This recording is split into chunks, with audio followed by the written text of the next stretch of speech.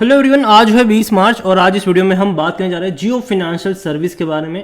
340 रुपये के आसपास ट्रेड कर रहा है। 4% की बड़ी गिरावट यहाँ पर आई है, जबकि बाजार में गिरावट नहीं है। सेंसेक्स अगर आप देखोगे तो 200 अंक की तेजी पर है। इवन अगर आप देखो तो भाई साहब रिलायंस इंडस्ट्रीज के शेयर में भी आज 1 से 1.5% की तेजी है, लेकिन जियो का शेयर एकदम से टूटा है। बात करेंगे उसके बारे में, लेकिन उससे पहले अगर आपने अभी तक चैनल को सब्सक्राइब नहीं किया है तो प्लीज़ अभी इसे सब्सक्राइब कर लीजिए, क्योंकि आगे भी बहुत सारे वीडियोस हैं जो आपको काफ़ी ज़्यादा हेल्प करेंगे।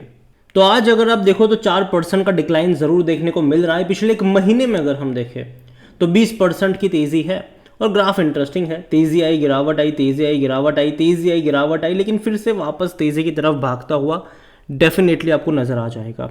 क्योंकि अगर आप इसका लिस्टिंग से लेकर अब तक देखोगे तो एक्चुअली में काफ़ी निराशाजनक वाली इसकी लिस्टिंग थी।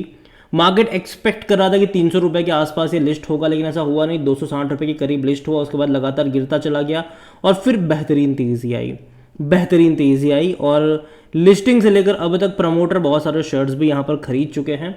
आज की जो गिरावट है वो डेफिनेटली कहीं ना कहीं काफ़ी लोगों को परेशान भी कर रही होगी। तो यहाँ पर अगर आप देखोगे तो जियो का शेयर जो है वो अपने हाई से 10% गिर चुका है। और ये भी जानना ज़रूरी है कि भैया वेट करें या डिप्स में ख़रीदारी करें। तो देखिए गिरावट तो है यहाँ पर। तकरीबन 375 रुपये का लेवल इसने दिखाया था पिछले हफ्ते, तब से लेकर अब तक अगर हम देखें तो डेफिनेटली अप्स एंड डाउन से ये गुजरा ज़रूर है।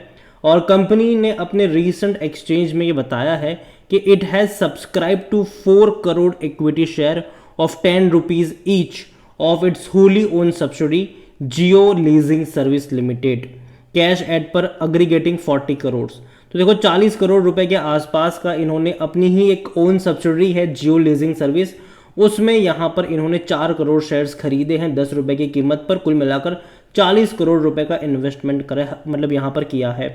Jio financial is one stock that has surprise a lot of the people in Dalal Street अगर आप देखोगे तो। और ये कहना है कि जो गौरव शाह है जो कि जियोजित फिनेंशियल्स के हैं, उनका ये भी कहना है कि the on the technical front immediate support counter जो है वो 325 रुपये के आसपास का है और जो रेजिस्टेंस है वो 360 रुपये के आसपास का देखने को मिल रहा है।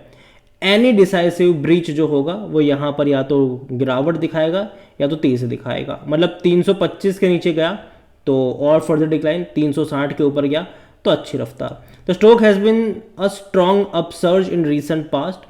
इमीडिएट सपोर्ट लाइन जो है वो 325 रुपये के आसपास की है और अगर वो तोड़ता है तो उसके बाद का 305 रुपये का एक सपोर्ट जोन जो है वो देखने को मिल रहा है।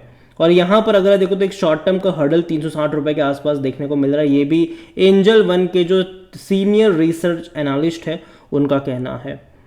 यहाँ पर अगर आप देखोगे तो one should considering buying Jio stocks eight 325 rupees level in near term और अपसाइड टारगेट आपको 355 रुपये के देखने को मिलेंगे।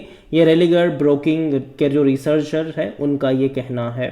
उसकी तरफ अगर हम टिप्स टू ट्रेड्स की बात करें, जो AR रामचंद्रन है उनका कहना है कि एक स्ट्रॉन्ग रेजिस्टेंस है 367 रुपीज़ के आसपास एंड डेली क्लोज जो है वो तकरीबन 332 रुपये के नीचे अगर क्लोज होता है तो ये 305 रुपये तक के भी लेवल आपको दिखा सकता है।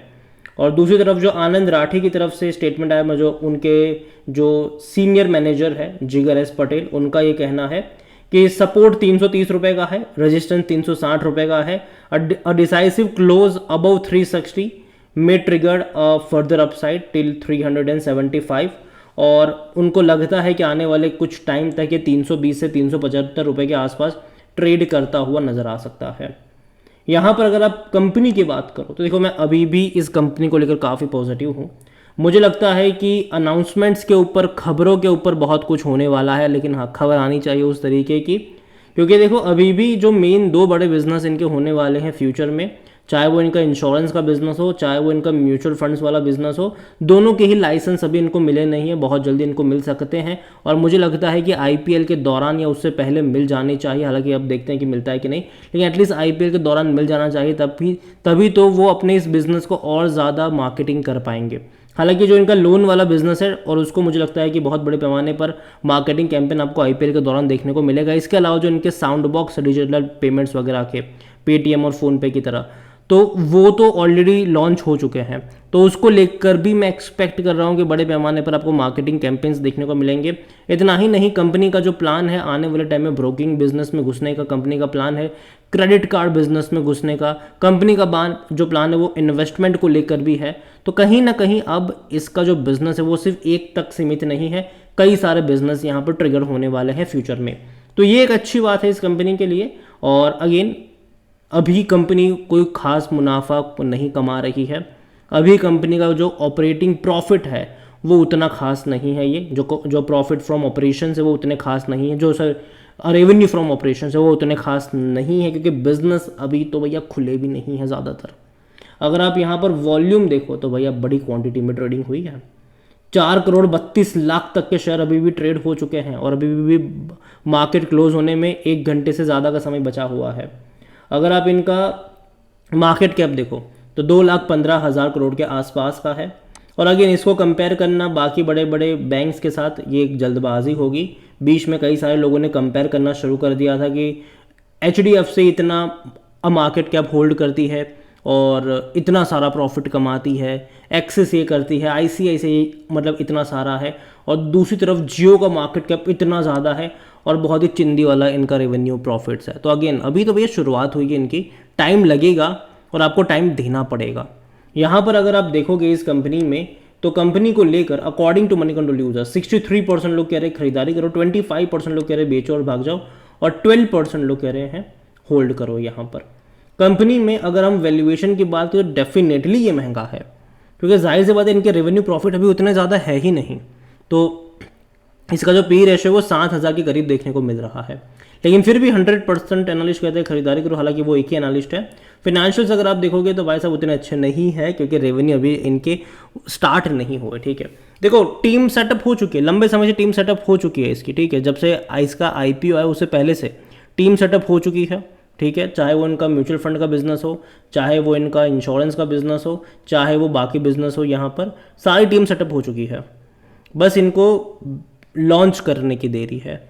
और मुझे लगता है कि IPL और वर्ल्ड कप ये दोनों ही बहुत बड़े इवेंट्स हैं, और इसी इवेंटों के दौरान मुझे लगता है कि इनके जो बिजनेसेस है वो लॉन्च होते नजर आएंगे बारी बारी से। यहाँ पर अगर आप कंपनी को लेकर देखो, पी बहुत महंगा है, ठीक है, लेकिन फ्यूचर पर्सपेक्टिव को अगर मैं ध्यान में रख के देखूँ तो मुझे लगता है कि अगर इनके बिजनेस खुल जाएंगे तो ये भी एडजस्ट हो जाएगा। शेयर होल्डिंग की अगर हम बात करें तो प्रमोटर की होल्डिंग 47.12% है। प्रमोटर लगातार खरीदारी यहाँ पर कर रहे हैं, लेकिन इंस्टीट्यूशंस लगातार यहाँ पर बेच रहे हैं, चाहे वो म्यूचुअल फंड हो, डोमेस्टिक हो या फिर FIs हो। लेकिन फिर भी एक बहुत बड़ी क्वांटिटी तीनों के पास है, लेकिन बड़ी पैमानों पर इन्होंने बिकवाली भी करी हुई है। रिटेल और अदर के मिलाकर 19.96% का स्टेक है, जिनमें से रिटेल इन्वेस्टर 12.58% पर है, अदर पार्टीज यहाँ पर 7.39% का स्टेक लेकर बैठी हुई है। देखिए ओवरऑल अगर मैं जियो को लेकर देखूँ तो मुझे कंपनी खराब पहली चीज़ नहीं लगती है, लेकिन अगर आप चैनल को रेगुलर फॉलो करते हो, मैंने एक चीज़ पहले भी कही थी, मैं अब भी कहूँगा कि किसी एक लेवल पर बहुत सारे शेयर्स खरीद के मत बैठ जाना, क्योंकि इसका जो ग्राफ है वो ऐसा ही होगा, अप जाएगा डाउन जाएगा, अप जाएगा डाउन जाएगा, अप जाएगा डाउन जाएगा, अप जाएगा डाउन जाएगा। तो ये होगा, यहाँ पर आपको तैयार रहना पड़ेगा। और यही मैंने पहले भी कहा था कि एवरेज करने के, बाय ऑन डिप्स के मौके जो हैं वो आपको यहाँ पर ढूंढने चाहिए। जिस दिन पेटीएम को लेकर दिक्कत आई थी और एक फेक न्यूज़ चली थी कि पेटीएम का वॉलेट बिजनेस खरीद सकते हैं, ये एक ही दिन में 16% दौड़ गया था। जिस दिन न्यूज़ आएगी कि भैया इनका जो म्यूचुअल फंड का लाइसेंस है वो मिल चुका है, ये भागेगा, 15-16% का जो हाई है वो लगाएगा ये एक ही दिन में। अगर न्यूज़ आएगी कि इनको म्यूचुअल फंड का लाइसेंस मिल गया, 10-12% भाग जाएगा ये एक ही दिन में। ये होगा यहाँ पर, लेकिन वेट करना पड़ेगा। अब देखते हैं कि कब तक ये सारी खबरें आती है, और जब तक नहीं आती बैठो, तमाशा देखो और बाय ऑन डिप्स के गिरावट में मौके ढूंढने चाहिए। लॉन्ग टर्म का आउटलुक मुझे ख़राब नहीं लगता है। और बड़े पैमानों पर देखो, रिलायंस फेमस है भैया अपने मार्केटिंग कैंपेन्स को बहुत ही बड़े पैमाने पर ग्रांड तरीके से लॉन्च करने को लेकर। जियो में हमने ये चीज़ देखी हुई है और आगे भी मुझे लगता है कि ये चीज़ आपको देखने को मिल सकती है। और अभी तो भैया जो चलने वाला है इवेंट्स, जो क्रिकेट वाला जो इवेंट है, चाहे वो IPL हो या फिर वर्ल्ड कप हो, उसमें जियो चलने वाला है। तो नज़र रखिएगा इस कंपनी के ऊपर। लेकिन अगेन मेरी बाय करने की रिकमेंडेशन ऐसा नहीं कि अभी के अभी जाके खरीदारी कर लो, मैं इतना ही कहूँगी बाय ऑन डिप्स के मौके ढूंढने चाहिए, लेकिन जो नज़रिया है वो लॉन्ग टर्म का होना चाहिए। अप्स एंड डाउन्स आए हैं और आगे भी आते रहेंगे। वीडियो को यहीं पे एंड करता हूँ। पसंद आया हो तो लाइक करो, शेयर करो, चैनल पर अगर पहली बार हैं तो प्लीज़ सब्सक्राइब करें। और जियो फाइनेंशियल सर्विस के बारे में आप क्या सोचते हैं वो भी आप मुझे कमेंट में लिख के बता सकते हैं। Thank you.